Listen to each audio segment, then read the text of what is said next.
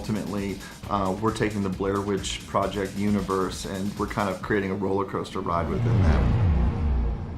Congratulations, you guys. I just want to know how you kept it secret.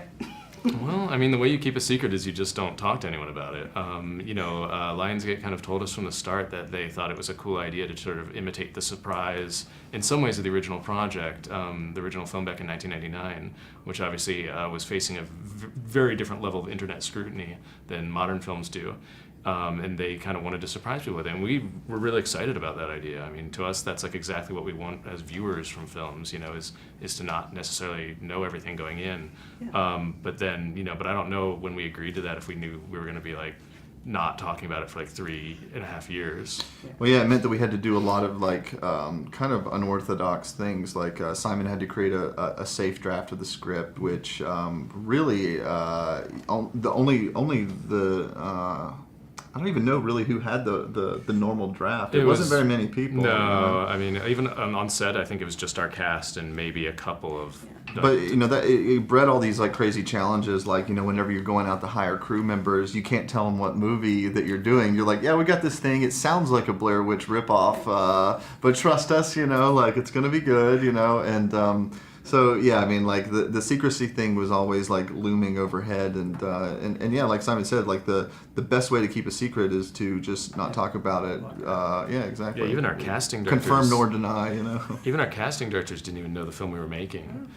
So our cast only found out after they'd agreed to be in the movie. I mean, there were definitely some kind of moments that could have gone very wrong, but it all worked out. It all worked out as well, for sure. And what kind of pressure's on your shoulder to that first one was innovative, was so, for its time, huge, amazing. Is there pressure to kind of step it up, or just put that aside and just move forward?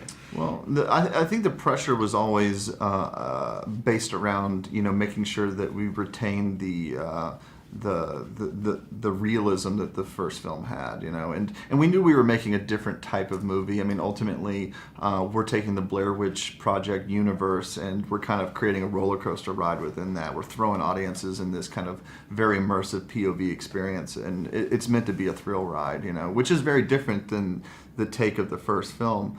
But the real thing in the back of our heads was always that the authenticity of the first film is what makes it really stand out and what makes it so special. And so it was always trying to balance this very cinematic approach with the found footage thing and trying to find a good balance of reality versus, just exciting, movie making. You guys do scary really well. What makes for a really good scary film? I think a scary film has kind of two challenges. One is to try to do something that hasn't already been done before by the films of James Wan, is kind of the master of horror right now, and everyone who preceded him. Secondly, I think a truly scary film stimulates your imagination. The goal is not just to scare people in the theater, though. If we did that, I'm pleased. But to scare them later that night when they wonder if they're maybe heard a footstep in the house, or maybe they saw something in the doorway. Well, that's what made the original Blair Witch Project so successful, is that it was a film that raised many more questions than it answered, and that's what really kept you thinking about it. And we were conscious of that with this one too. We knew that we needed to show more than what you saw in the original film, but at the same time, we needed to still make it very interpretational to the audience. Everybody needed to have their interpretation.